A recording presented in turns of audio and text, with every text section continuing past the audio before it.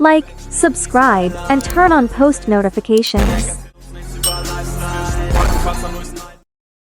Hello everybody, happy New Year's to you all. Today's reaction video is going to be a bonker. Alright, so CNN says it could not independently verify Nick Shirley's claims, but the reaction to this CNN interview has become a very stormy story of its own. And that reaction raises a bigger question, not just about the interview, but about what audiences expect from journalism today. Two things can be true at once. Media outlets can follow verification standards, and viewers can still feel something important is being missed. Let's walk through what CNN actually questioned and why the response from viewers was so strong. Video posted by a MAGA content creator. He claims that he uncovered widespread fraud by Somali-run childcare centers in the state. CNN is looking into those claims and has not independently verified the accusations, but the Deputy Secretary of Health and Human Services is taking the allegations at face value. Take a listen. Intrepid journalists have made shocking and credible allegations of extensive fraud in Minnesota's child care programs. We believe the state of Minnesota has allowed scammers and fake daycares to siphon millions of taxpayer dollars over the past decade. Starting today, we require a justification, receipt, or photo evidence before we make a payment. However, those so-called evidence comes from a man who has posted anti-Muslim and anti-immigrant content in the past. CNN's Whitney Wild speaks to the man behind that video and takes a look at his claims. We're from CNN. Can we talk to you? All right, so I'm going to pause here just to provide a quick context to you all so you can understand what is going on.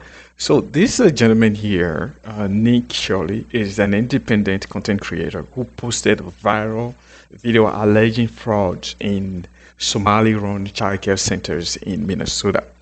CNN interviewed Shirley and made one thing very clear from the start. They stated that they have not independently verified the allegations shown in Shirley's video.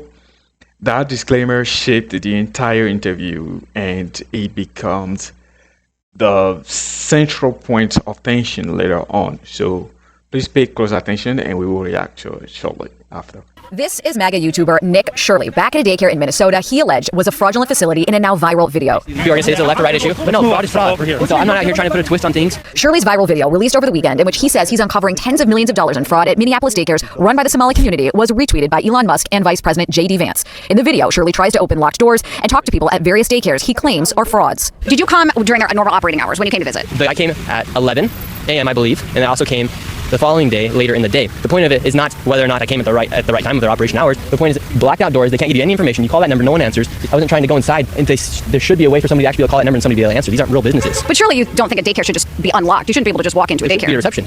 No, every daycare is locked.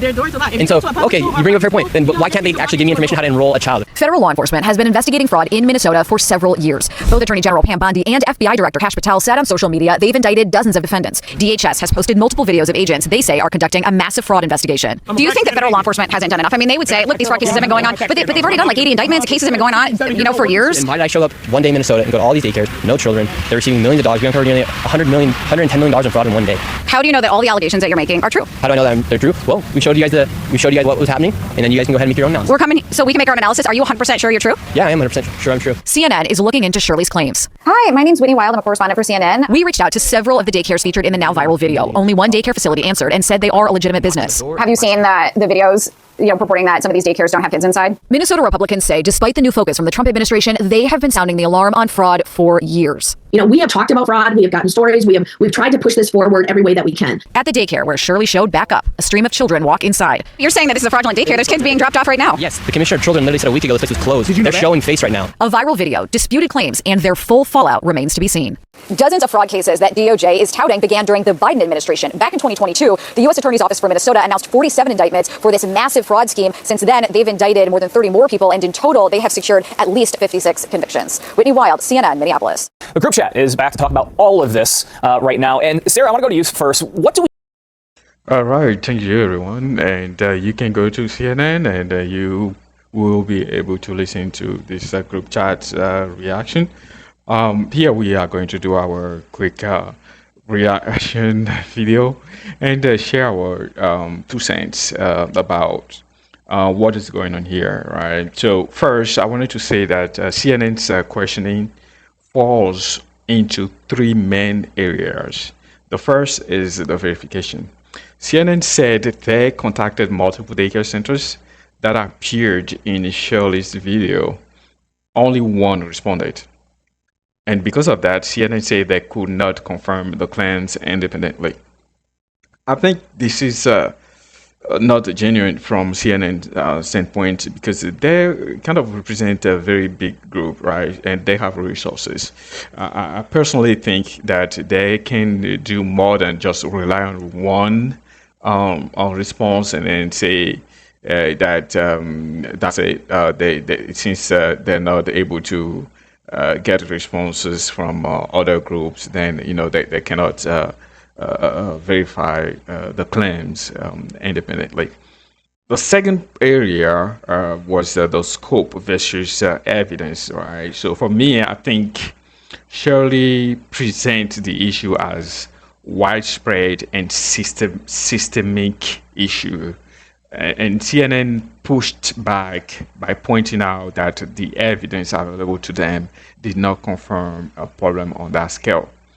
I think there's been ongoing investigation from FBI and other government agencies into this frauds, and I don't think that CNN is being genuine here neither, because the claims are not new, and CNN just need to do a better job, maybe by using the resources that they have to make sure that they can also help out by investigating some of these claims.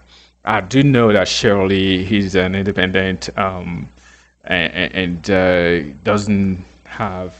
probably doesn't have the same resources CNN has, so he will not be able to kind of produce a very reliable investigation, right? So, and I think that is a nice segue to the third area here, which is the methodology, right? So, CNN questioned how Shirley gathered his information and how he reached his conclusion. And I think, in all fairness, CNN has a valid point here, right? So, the contrast here is very important. CNN is applying a very, what I would say, systematic approach, which is a verification first framework, right?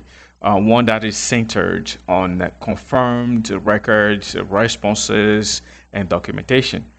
Now, you could tell from Shirley's responses to CNN's question that he himself is not sure about his approach, and I think the method that he used is just not it's not responsible, right? So you just don't show up one day, and since you are not seeing human activities, you cannot just make your conclusion based on that one observation.